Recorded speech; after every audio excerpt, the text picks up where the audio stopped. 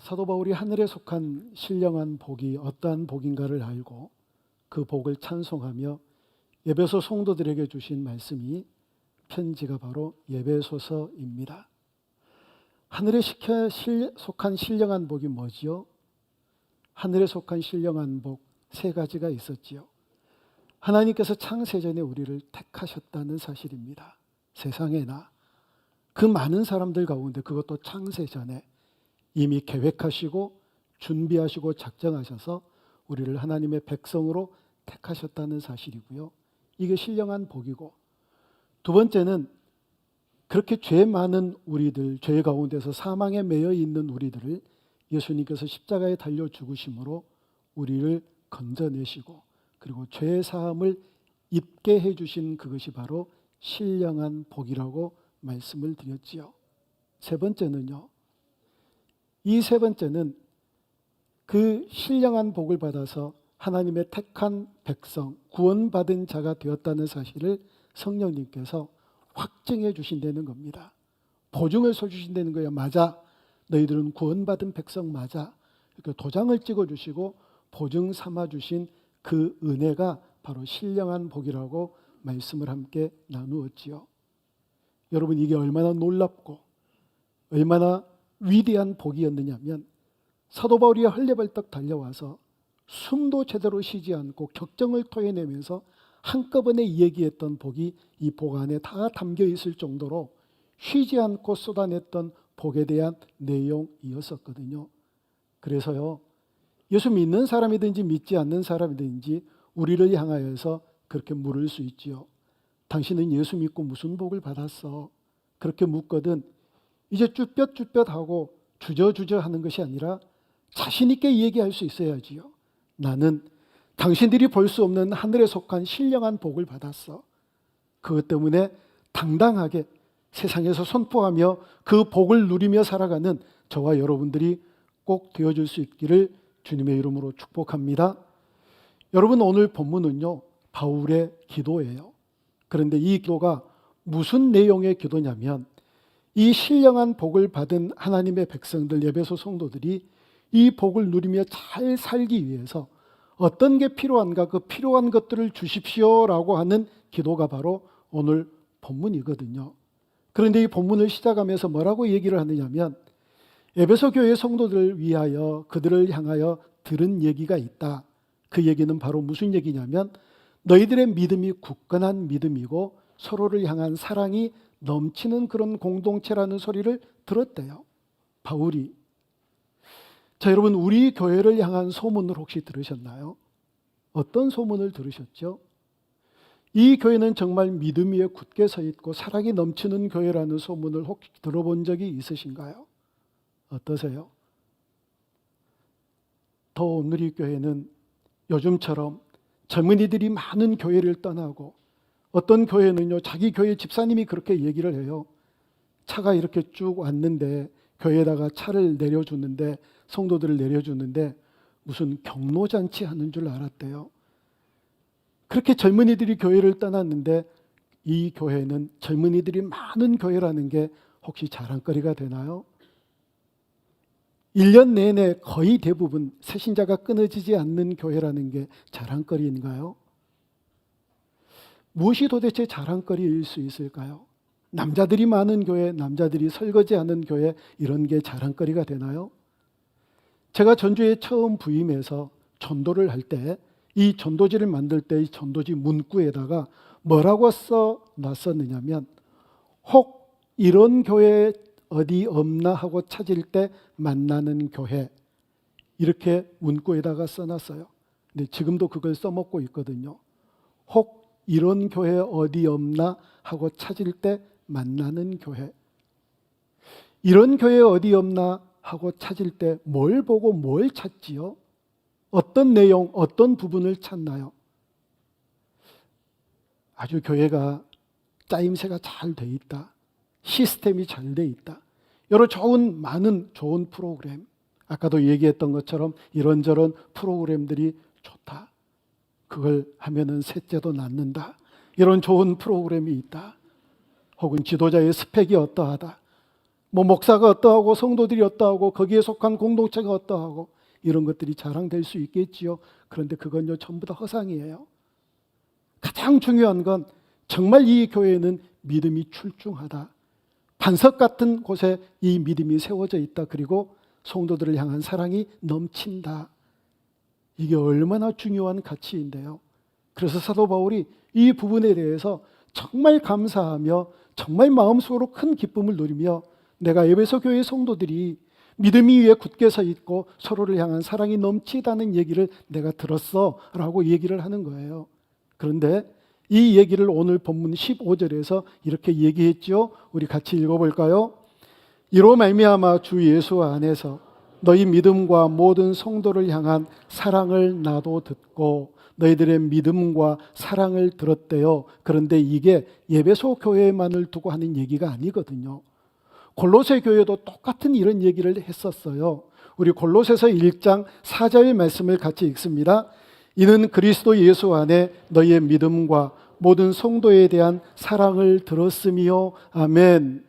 바울이 듣고 싶은 게 그건 거예요. 이 교회는 정말 믿음이 분명하다.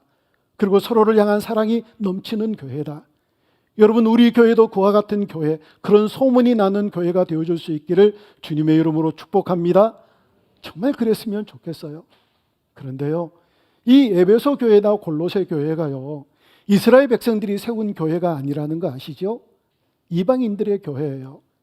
믿음의 뿌리라고는 하나도 없는, 이방 문화에 빠져 있었고 이방 종교의 사상에 물들어져 있었던 이 사람들이 예수님을 믿기 시작했다고요. 이건 놀라운 일이지요. 이들이 무슨 하나님을 경험했겠어요? 이스라엘 백성들은 광야를 거쳐오면서 하나님께서 그들 가운데 베풀어 주신 놀라운 기적과 위대한 일들을 목도했잖아요. 근데 이들은 아무것도 본 적이 없는데요. 직접적으로 경험한 게 없는데요. 그럼에도 불구하고 이들이 예수님 믿었거든요. 마치 이스라엘 백성들이 가나안 땅을 점령하기 위해서 첫 번째 전쟁 여리고성 전투를 하잖아요. 그때 여리고성이 다 멸망이 됐는데 한 사람 살아요. 기생 라합이요. 하나님에 대한 공부했나요? 하나님에 대해서 어떤 경험을 했나요? 직접 본 게 뭔가요? 그냥 그 여리고성 안에 있으면서 그 바람 소리를 타고 들려온 하나님에 대한 소식, 그 얘기만을 듣고 이들이 구원받았잖아요. 그런데 우리는요, 얼마나 많은 진리를 보고 듣고 배운가요? 얼마나 많은 역사적인 사실들을 하나님의 말씀을 통해서 설교를 듣고 성경 공부를 통해서 듣고 성경을 읽으면서 알고 성령께서 우리를 터치하시는 그 놀라운 만지심을 경험하며 여기까지 왔는데 우리의 믿음이 흔들리면, 우리의 믿음이 헛된 데 세워져 있으면, 우리가 사랑이 없는 그런 공동체가 되면 이런 칭찬, 이런 소문 안 나잖아요. 그러니 에베소 교회가, 골로새 교회가 이와 같은 칭찬을 받았다면 우리도 당연히 그런 칭찬을 받아야지요. 그런 교회 함께 만들어가기를 원합니다. 이 에베소 교회를 향하여 사도 바울이 간절히 기도를 했어요. 어떻게 기도했는지 오늘 본문 17절을 우리 같이 읽어봅니다. 17절이에요. 우리 주 예수 그리스도의 하나님 영광의 아버지께서 지혜와 계시의 영을 너희에게 주사 하나님을 알게 하시고 아멘. 바울의 기도의 중점 내용은요, 그들이 하나님을 알았으면 좋겠대요. 아니, 하나님을 알았으니까 하나님을 믿었을 거 아니에요. 근데 또 하나님을 더 알기를 원한대요. 이게 뭐냐면 바울이 알기를 원하는 하나님은 하나님의 존재나 하나님의 속성 이런 것들을 얘기하는 게 아니라 이런 성도들을 향하여서 하나님이 가지고 계시는 계획, 그들을 향한 하나님의 기대가 어떤 것인가를 알기를 원한다는 거예요. 여러분, 우리 다 하나님 알잖아요. 어떻게 하나님도 모른 채 여기에 앉아 있을 수 있나요? 그 하나님을 알고 하나님께 예배 드리잖아요. 그런데 정말 바울이 우리를 통하여서도 더 알기를 원하는 것은 나를 향한, 여러분 각자를 향한 하나님의 계획이 어떤 것이 있는지, 우리를 향한 하나님의 기대가 어떤 건지를 더 알기를 원한다라고 기도하고 있는 내용이 오늘 본문이거든요. 그래서 구체적으로 바울이 이들을 위하여서 어떤 내용을 가지고 기도하고 있는지 우리 18절과 19절을 다시 한번 같이 읽어봅니다. 시작. 너희 마음의 눈을 밝히사 그의 부르심의 소망이 무엇이며 성도 안에서 그의 기업의 영광의 풍성함이 무엇이며 그의 힘의 능력으로 위력으로 역사하심을 따라 베푸신 능력의 지극히 크심이 어떠한 것을 너희로 알게 하시기를 구하노라. 아멘. 세 가지를 위해서 기도해요. 첫 번째는 너희들을 왜 불렀는지. 아니, 불렀으면 어떤 소망을 위하여 불렀을 거 아니에요. 어떤 기대가 있으니까 그것을 알기를 원한다고 기대해요. 두 번째는 하나님께서 우리에게 주시겠다고 하는 그 하늘의 신령한 복, 이게 얼마나 위대하고 풍성한 복인가를 알기를 원한다. 그걸 위해서 기도해요. 세 번째로는요, 이 복을 주시는 하나님이 얼마나 위대한 하나님인지, 얼마나 능력이 출중하신 하나님인가를 알기를 원한다. 이 세 가지를 위해서 기도하는데, 첫 번째요, 부르심의 소망이 무엇인가를 알기를 원한대요. 여기서 부르심이라고 하는 얘기는요, 택하였다라는 얘기예요. 하나님이 창세전에 우리를 택하시고 우리를 지목하셔서 하나님의 자녀 삼으셨는데, 그래 이리와라 내가 너희들 자녀 삼았다 하고 하나님께서 말씀하셨고, 이것이 바로 하늘에 속한 신령한 복이라고 얘기했는데, 막상 들여다보니까 이 복이 눈에 보이지를 않는 거예요. 이게 손에 만져지지도 않는 거예요. 그러니까 하나님께 왔다가 부름을 받았다가 흥피채취하면서 그냥 떠나버리면 이게 무슨 소용이 있겠어요? 근데 이게 보이지 않으니까 문제라는 거죠. 여러분 보세요. 이스라엘 백성들이 애굽에서 출애굽해가지고 그 많은 광야의 길을 건너서 가나안 땅으로 들어갔는데, 모세가 이스라엘 백성들을 다 모아놓고 자 봐라 하고 가나안 땅에 대해서 프리젠테이션을 한 적이 있었나요? 영상으로 뭘 보여주거나 사진으로 뭘 보여준 적이 없어요. 그럴 수도 없었고요. 근데 그 척박한 광야를 떠나서 가나안으로 걸어갔는데 무려 40년 동안을 걸어가요. 제가요, 그 길을 이렇게 버스를 타고, 그것도 벤츠 큰 버스를 타고 지나가면서 이제 다시는 광야에서 불평했던 이스라엘 백성들을 뭐라고 하지 않을 거다. 버스를 타고 갔는데도 불평스러워요. 버스를 타고 갔는데도, 그 긴 광야를 걸어갔는데 이들이 도대체 뭘 보고 걸어갔을까요? 딱 하나밖에 없어요. 400년 전에 그들의 조상이 애굽으로 건너와서 우리의 고향은 여기가 아니야. 하나님께서 약속해 주신 그 땅이 있어. 그 가나안 땅으로 가야 돼. 이 말 한마디뿐이었어요. 그런데 그 말을 소망 삼고 걸어가는 거예요. 끝까지 쉬지 않고 걸어가는 거예요. 여러 가지 많은 위기들이 있었지만 그 소망을 놓치지 않고 걸어갔어요. 만약에 보이지 않으니까, 손에 잡히지 않으니까 이거 아닌 게 비요 하고 멈추어 섰다면, 그리고 그들이 늘 불평하면서 외쳤던 것처럼 다시 애굽으로 돌아갔다면 그들의 운명이 도대체 어떻게 됐을까요? 보이지 않았지만 끝까지 그 소망을 붙들고 걸어갔거든요. 마찬가지예요, 여러분. 보이지 않지만 그 소망의 부르심, 그 부르심의 소망, 왜 불렀는지 아느냐? 보이지 않지만 이런 놀라운 하나님 나라가 있어. 그래서 그 소망을 붙들고 가야 돼. 여러분, 젊은 청년들이나 학생들이 공부를 하는데 얼마나 수고스럽겠어요? 그들이 왜 공부하나요? 미래에 대한 소망 때문에요. 어른들이 수고하고 땀 흘리고 애써서 노력하며 살아가는 그런 것들도 미래에 대한 소망 때문에요. 제가 주로 하는 얘기가 있어요. 이 세상에서 가장 큰 고통은 해산의 고통이래요. 아이를 낳는 고통이요. 그런데 이 엄마들 어떻게 그렇게 한 아이를 낳아서 그 고통을 당하고 또 정신 못 차리고 또 낳고 그러나요? 왜 그렇지요? 하나님께서 주신 또 다른 생명을 기대하는 소망 때문에 또 낳는 거예요. 그래서 11명 낳아서 축구선수 만들고 막 그러잖아요. 그 소망이 없으면 우리가 어떻게 사나요? 여러분, 우리가 갖고 있는 이 세상의 소망은 언젠가 변해요. 얼마 가지 않아요. 지난주도 말씀드렸잖아요. 얼마 가지를 않아요. 그러나 하나님 나라의 소망은 영원한 소망이기 때문에 그 영원한 소망을 붙잡는 이 소망을 잃지 않도록 기도하는 거예요. 부르심의 소망을 잃지 않도록 이 성도들이 그 소망을 바라보면서 현실을 극복하며 고통을 이겨내며 승리하기를 원하는 기도를 간절히 하고 있는 거예요. 이 바울의 기도를 받아 부르심의 소망이 무엇인가를 분명하게 아는 우리들, 그 소망을 온전한 소망 삼고 승리하며 살아가는 우리 모두가 되어줄 수 있기를 주님의 이름으로 축복합니다. 두 번째를 위해서 기도한 건 기업의 풍성함이 어떠한 것인가를 알기 위해서 기도한대요. 그런데 그 기업이라고 얘기할 때 원문에는요, 하나님의 기업이에요. 하나님의 기업. 여러분, 하나님 나라의 기업의 특징이 있어요. 베드로전서 1장 4절 말씀을 우리 한번 읽어볼까요? 썩지 않고 더럽지 않고 쇠하지 아니하는 유업을 잊게 하시나니 곧 너희를 위하여 하늘에 간직하신 것이라. 아멘. 하늘의 기업의 특징은요, 썩지 않아요. 더러워지지 않고 쇠하지 않아요. 이게 하나님 나라의 기업의 특징이래요. 이 세상의 것들은 다 썩잖아요. 쇠하잖아요. 더러워지잖아요. 이게 이 세상의 것들의 특징이지만 정반대의 특징을 하나님 나라의 기업이 가지고 있다는 겁니다. 화천대유가 요즘에 유명하지요. 다 잘 아시죠?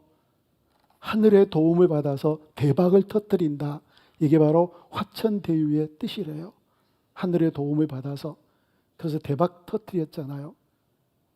자본금 1억도 안 되고 조금 자본금을 내고 수백억의 이득금을 얻어가는. 근데 저는 그 뉴스를 보면서요, 세상 사람들에게 다 제가 외치고 싶은 얘기가 있었어요.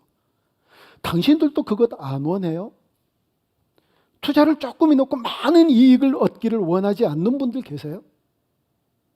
그런 분들 한번 손 한번 들어보세요. 우리끼리 있으니까 한번 손 한번 들어보세요. 아니, 그게 사업의 수완이고 그게 사업의 기술이잖아요. 될 수 있으면 많은 돈을 투자하고 많이, 그것 아니라 될 수 있으면 조금 투자해서 많이 벌기를 원하는 게 모든 사람들이 다 소원이잖아요. 근데 왜 사람들이 분노하나요? 그렇게 많은 이익을 얻어놓고 왜 우리는 보상을 그 정도밖에 안 줘? 그렇게 많은 이익을 얻어놓고 웬 분양가는 그렇게 비싸? 이런 것들 때문에 사람들이 분노하잖아요. 근데 그건 사람들의 기술이에요. 그 당한 사람들이 바보지요. 그 국민들이 좀 똑똑해져야 돼요. 이 화천대유에서 그렇게 많은 이익을 얻은 사람들, 이제 미래가 기대가 되지요. 그것 때문에 감옥에 들어가서 살까요?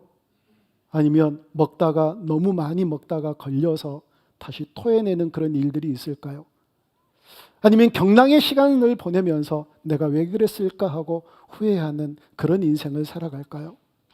세상의 것이란 그래요. 하늘의 신령한 복은요, 하나님 나라의 기업은 어떤 것도 침범하지 못하고 어떤 것도 썩게 하거나 더럽게 하거나 쇠하게 할 수 없는 영원한 복이 바로 하나님 나라의 신령한 복인 줄로 믿습니다. 그 기업이 얼마나 풍성한가를 알라는 거예요. 그렇게 알기를 위해서 기도한다는 겁니다. 혹시 그런 걱정하고 계세요? 예수를 잘 믿는 사람들이 너무 많아가지고 너무 많은 사람들이 천국에 가면 그 기업이 풍성한 줄 알고 갔는데 이거 다 나누어져서 가져버리니까 내 건 조그맣게 오면 어떨게 하나. 하나님은 그런 하나님 아니세요. 그게 풍성하면 진짜 풍성한 거예요. 그 하늘의 기업을 추구하고 그 하늘의 기업을 바라보며 승리하기를 원합니다. 그걸 기도하는 거예요. 마지막 세 번째로 그 하늘의 신령한 복을 주시는 하나님이 어떤 하나님인가를 알기를 원한다는 거예요.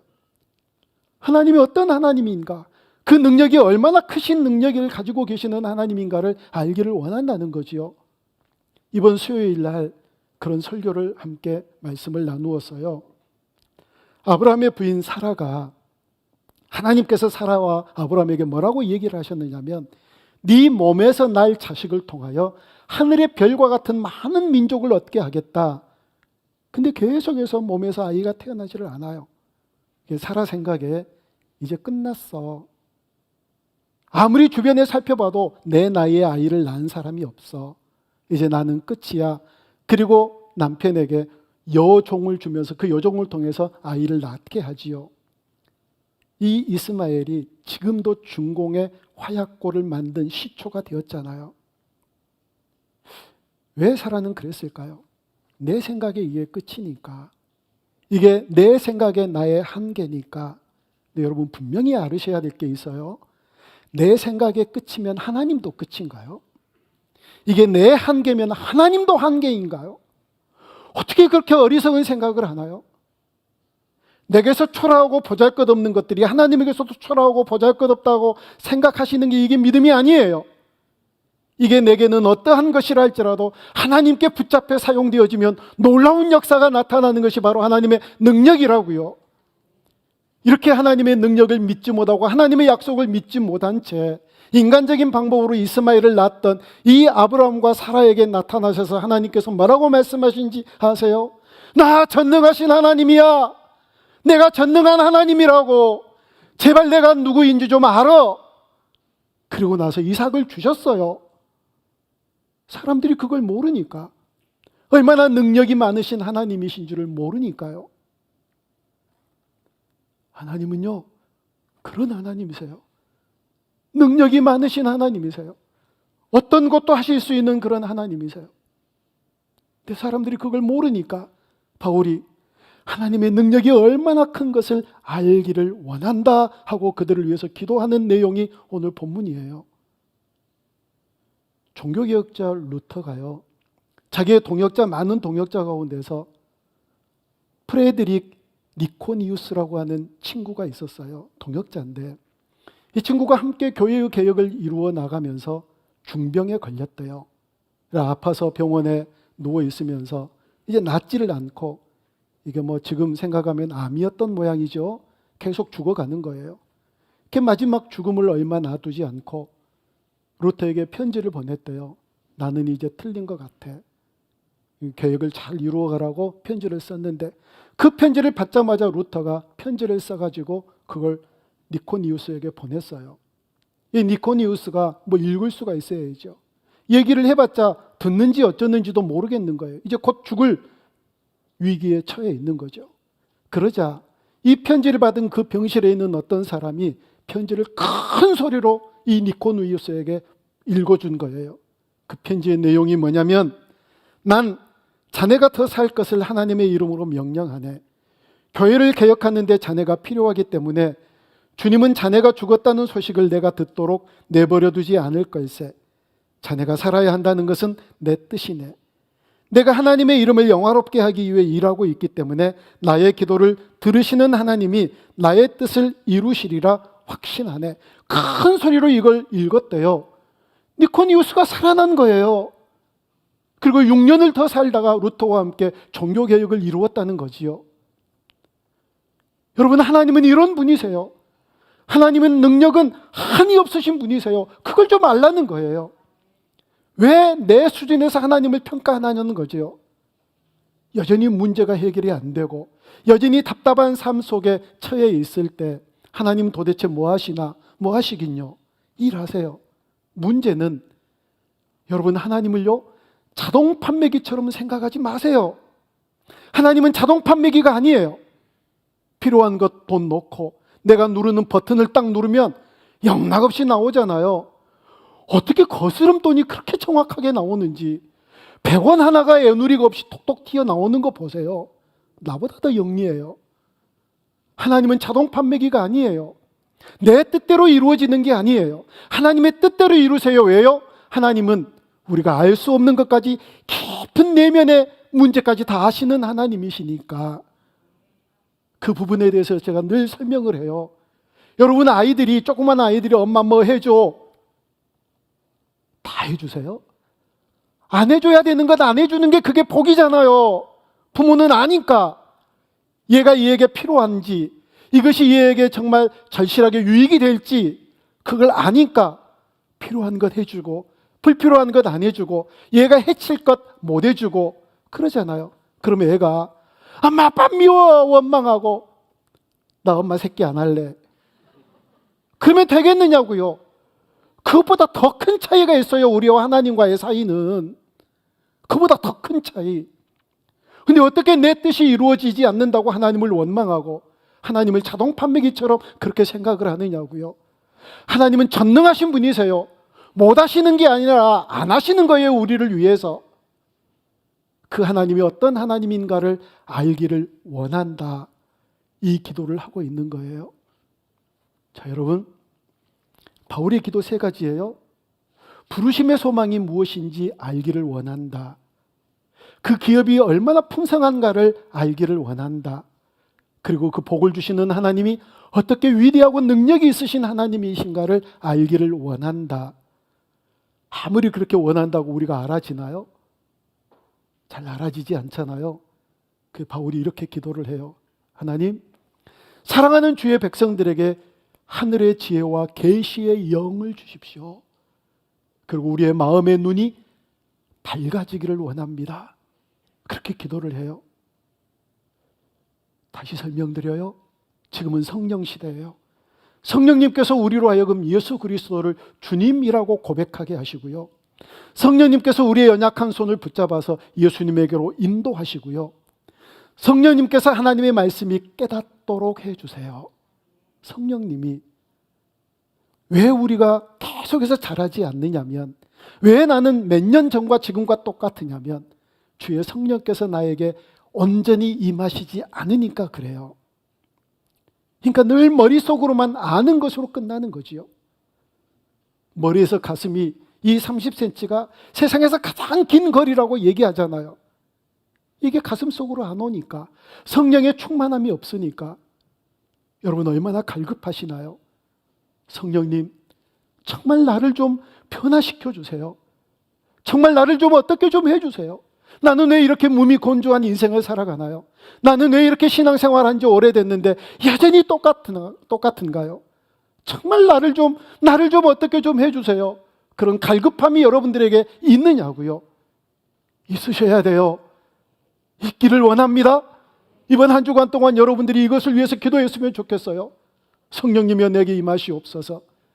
사도행전 19장에 보면 사도 바울이 에베소 교회를 향하여 말씀을 전하고 그들에게 안수하여 기도했을 때 12명쯤 성령의 충만함을 받았대요. 근데 또 이렇게 기록해요. 어떤 사람은 마음이 굳어져 가지고 하나님의 말씀을 안 받아들인대요. 그래요. 성령께서 우리 안에 임하셔서 우리를 온전히 사로잡을 때 하나님의 말씀이 깨달아지고 주께서 기뻐하시는 모습으로 변화되는 놀라운 역사가 있게 되어질 줄로 믿습니다. 그 바울이 그렇게 기도하는 거예요. 계시의 영을 허락해 주십시오. 주의 성령께서 우리 안에 오셔서 하나님의 말씀을 깨닫고 하나님께서 원하시는 그 기뻐하시는 뜻대로 살아가는 삶으로 변화되게 해 주시옵소서. 간절한 갈급함으로 그렇게 기도할 때 주의 성령께서 우리 안에 오셔서 놀랍게 일하실 줄 믿습니다. 그렇게 갈급하게 주의 성령을 간구하는 저와 여러분들이 되어줄 수 있기를 바랍니다. 그리고 또 바울이 기도해요. 마음의 눈이 밝혀지기를 원합니다. 눈이 두 개인 모양이죠. 우리가 분명히 눈 뜨고 있는데 또 우리의 마음의 눈이 있는 모양이에요. 열왕기하 6장에는요 이런 재미있는 스토리가 써져 있어요. 아람 군대가 이스라엘과 전쟁을 하기 위해서 작전을 세우고 전쟁을 딱 하려고 이제 뭘 내놓으면 이스라엘이 어떻게 그것을 알고 전부 다 방어를 다 해버려요. 그러니까 아람 왕이 생각하기를 이건 틀림없이 우리 안에 첩자가 있다. 그랬더니 왕 신하 중에서 한 사람이 이렇게 얘기를 해요. 왕이시여, 첩자가 있는 게 아니라 이스라엘의 어떤 선지자 한 사람이 왕이 침상에서 얘기하는 것까지도 다 알아듣는 그런 기가 막힌 선지자가 있습니다. 그래? 그놈 잡아야지. 어디서 사냐? 도단에서 삽니다. 하고 포위를 해요. 포위를 했었을 때 이 엘리사 사환이 딱 보니까 성경에 뭐라고 얘기를 하고 있느냐면 말과 병거와 큰 군대, 많은 군대라고 얘기를 해요. 화들짝 놀라가지고 선생님 큰일 났어요. 이 도단성의 아람의 군대가 말과 병거와 많은 군대가 지금 포위해 갖고 있어요. 그러자 엘리사가 하나님께 기도를 해요. 열왕기하 6장 17절 말씀을 우리 같이 한번 읽어봅니다. 기도하여 이르되 여호와여 원하건대 그의 눈을 열어서 보게 하옵소서 하니 여호와께서 그 청년의 눈을 여시매 그가 보니 불말과 불병거가 산에 가득하여 엘리사를 둘렀더라. 아멘. 여기에서 엘리사가 기도할 때 눈을 열어주십시오. 그러니까 하나님께서 그 청년의 눈을 여셨습니다. 그러면 그 이전에는 눈 감고 있었나요? 아니잖아요. 눈 뜨고 있었으니까 아람의 군대가 포위한 것 이미 알고 있었잖아요. 눈 뜨고 있었으니까. 그럼에도 불구하고 눈을 열어달라고 기도했고 하나님은 그 청년의 눈을 열어주셨어요. 그랬더니 하나님께서 보내신 불말과 불병거가 아람의 군대를 뺑 둘러싸고 있는 게 그때야 보인 거예요. 말과 병거와 불말과 불병거가 싸우면 누가 이길까요? 눈이 열려지자 그걸 본 거예요. 그래서 여러분, 우리가 기도해야 될 것 또 하나 기도 제목이 있어요. 하나님, 우리의 마음의 눈이 열려지게 해주십시오. 우리의 영혼의 눈이 밝혀지게 해주십시오. 세상 사람들이 보지 못하는 하늘의 신령한 복을 바라보고 그 복을 소망 삼고 살아갈 수 있도록 내 마음의 눈이 밝혀지게 해달라고 기도하는 저와 여러분들이 되어줄 수 있기를 바랍니다. 이 눈이 열려지지 않으면 아무것도 못 봐요. 육신의 눈이 보이는 것만 바라보고 그것이 최고인 것처럼, 최후의 마지막인 것처럼, 그것이 마지막 가치인 것처럼, 목표인 것처럼 바라보며 인생을 산다고요. 그런데 마음의 눈이 열려지면, 영혼의 눈이 밝혀지면 하늘의 신령한 복을 바라보며 그 복을 소망 삼고, 지금은 여전히 문제투성이지만, 지금은 여전히 세상 사람들의 눈에 보기에 별것 없는 인생을 살아가지만 하늘의 신령한 복이 있기에 당당하게 살아갈 수 있는 그런 인생이 된다고요. 그래서 기도해야지요. 마음의 눈을 밝혀주십시오. 내 영혼의 눈이 떠지게 해주십시오. 하나님께서 놀랍게 우리의 마음의 눈을 밝혀주실 줄 믿습니다. 근데 또 주의해야 될 것이 있어요. 마귀도요, 우리의 마음의 눈을 밝혀요. 창세기에 보면 사단이 아담과 하와에게 이건 먹어. 그러면 네 눈이 밝아질 거야 하고 먹었어요. 그랬더니 눈이 밝아졌어요. 밝아져가지고 그들이 발견한 게 뭐지요? 수치예요. 부끄러움이에요. 이전까지는 아무것도 몰랐던 인간의 연약함, 이런 것들만 바라보기 시작한 거예요. 그 이전에는 무서울 것 없었지요. 뭐가 문제겠어요? 만물의 영장으로 하나님께서 만드셨는데 도대체 뭐가 문제고 뭐가 부족할 게 있었겠나요? 그러나 그걸 먹은 다음에 그 사탄의 꾀임에 빠져가지고 눈이 밝아진다. 이 꾀임에 빠져서 그걸 먹었더니 보는 건 수치, 부끄러움, 연약함, 이것밖에 없었던 거예요. 그래서 잘 기억하고 있어야 돼요. 누가 내 마음의 눈을 밝히느냐? 악한 사단이 밝히면 사단의 것만 보는 거지요. 그러나 우리 주님께서 우리의 마음의 눈을 밝혀주면 하늘의 신령한 복을 바라보며, 그래서 난 믿는 구석이 있어. 이 세상이 어떠하든지, 내 처지가 어떠하고 환경이 어떠하든지 그 신령한 복 때문에 당당하게 세상을 승리하며 살아가게 될 줄로 믿습니다. 우리 그렇게 기도했으면 좋겠습니다. 오 주님, 주의 성령께서 내 안에 충만히 임하여 주시옵소서. 오 주님, 내 눈을 밝혀 주시옵소서. 그래서 하나님의 영광을 보게 주시옵소서. 그렇게 날마다 기도하며 주께서 주시는 은혜를 누리며 살아가는 복된 우리 모두가 되어줄 수 있기를 주님의 이름으로 축복합니다.